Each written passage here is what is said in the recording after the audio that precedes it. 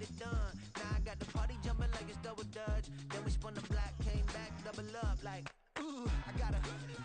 And yeah, met her uptown, but she from the borough, better known as the boogie down. All sookie now. It's the National Football League presented by EA Sports.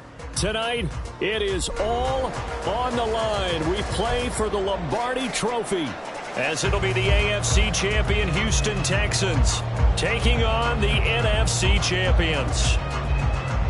With Charles Davis, I'm Brandon Gordon. CD, this Houston team, this is a franchise that's only been around since 2002. Been a bit of a bumpy ride along the way, but here they are in their first ever Super Bowl. And it's a unit that's believed in themselves. And let's face it, not many people believed in them going into the season.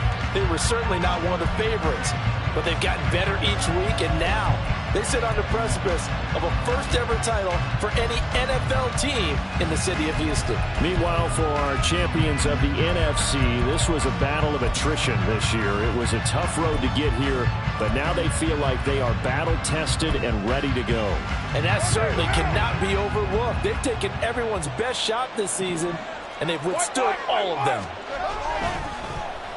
They'll start the drive here with an end around. Oh, he's got some breathing room. And they get him down, but not before he takes it across the 40-yard line. 16 yards right off the bat and a first down. And while we're seeing more and more of these plays come from the college game into the NFL, and that one, it was run with great success, how about the evolution of the offensive linemen? We're seeing less and less big guys who can't move and more guys who are a lot more mobile and can get out in front of that type of a play. Azeez Al-Shaair in to make the stop. You've got to be impressed by that defensive front on reps like those. They were not being moved off the line, kept their shoulders square, and gave their teammates time to fight to the ball and limit that gain. On second down now, Merritt.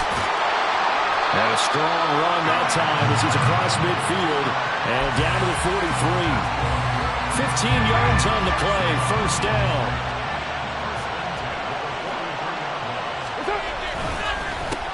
They run the counter.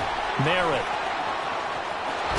And he takes this just a few yards shy of the red zone before going out. Another strong gain on the last two plays. They've moved it a combined 33 yards. So back-to-back big runs, picking apart this defense on the opening drive. I thought this was a passing league. I thought this was the era we were in where the ball was always in the air, right? They didn't get the memo. They didn't get the memo, and I know this to be true. Offensive linemen still, to this day, they want to run the football. They want to fire out and hit people across the line of scrimmage, and they're clearing space. And after the good gain last play, this time they say, as he's going to be stopped behind the line of scrimmage. Well, they've had success on the ground on this drive, and that makes a defense more likely to overcommit to stop the run as they did on that play. But keep in mind, it makes them susceptible to play-action passes as well. And Shaheed going to go in motion. Now they'll throw with Carr. And he'll get it down this time to the 17. He turned that into a nice gain. Gets him 8 yards closer for third down. That's an early scramble that can be viewed positively by either side. From the offensive point of view, it begins to establish it as a possibility to keep it on certain plays. And defensively, they avoided giving up a huge play in one of their first tests in containing a quarterback on the run. On third down, Merritt. Well, they needed two. They could only get one. Fourth down.